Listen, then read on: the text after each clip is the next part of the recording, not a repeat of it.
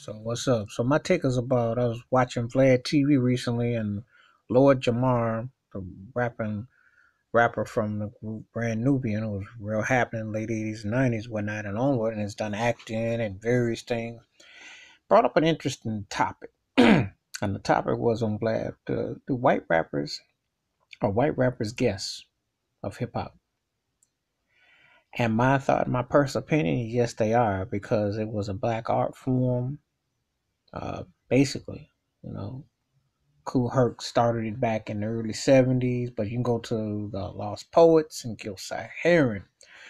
And rapping was about the black experience. Even when Eminem came out, he said this is a black art form. You know, when white rappers, MCs, try to blow up, they have black crew behind them for street cred and respect. Wonder why? And I don't care who you are. You can go back to Third Base. You can go to Vanilla Ice. You can go to Marky Mark and the Funky Bunch. You can go to Eminem's cipher that he did last year when he was dissing Trump. They've always had like a black backdrop because they're looking for that street credibility. So when people ask, is it a black art form? Yes, it is. To say otherwise is an insult. But then again, other forms of music have been created by African Americans, but they don't get the same due. Because rock and roll is the blues, is gospel, is R&B. It's all black music. Okay, jazz is too, but it's gotten watered down, get whitewashed in the history books.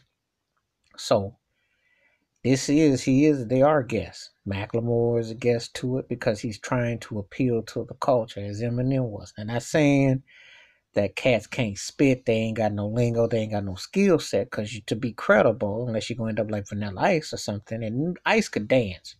Okay, he had a catchy cut, but he had some. That white boy had some steps. Okay, that was his real. That was it, really. I mean, because he wasn't the deepest artist, but he could move.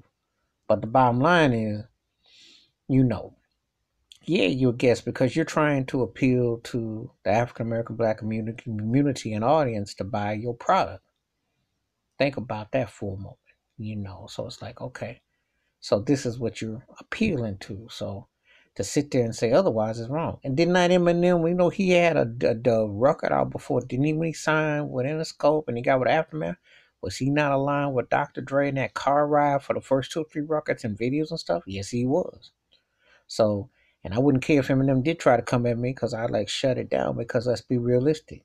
You need the African American community to move the kind of units and to get that street cred and the respect that you was, just like Macklemore do, just like MC Search did with Third Base. Yeah, white rappers do rely, Vanilla Ice did too. They rely on black audiences to sell their records. I don't want to hear that, oh, this is color this and this and all that. No, because without that base, that's part of the street cred. Ain't nobody gonna sit around and buy white rappers unless they have something going on with that because that's part of the whole dynamic. Marky Mark the Funky Bunch had the whole thing too. You know, he was a below average rapper, but that was a whole different type of marketing. But that's another story, okay? But they all, by and large, that's part of the whole thing.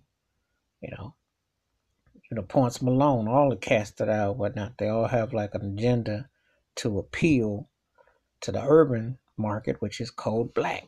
So don't get it twisted because that's how what it is sold to do by the music industry, which is very racial oriented. And they'll say like, well, if you're gonna appeal to the burbs, you got to appeal to the streets. Well, read the code. So yeah, white rappers are guests to hip hop because it wasn't created based on it, but they made themselves a point of getting initiated. And if they do it, then they know that that's the audience, what they have to go through. So Lord Jamar was telling the truth. That's my take on it. Peace, and I'm out.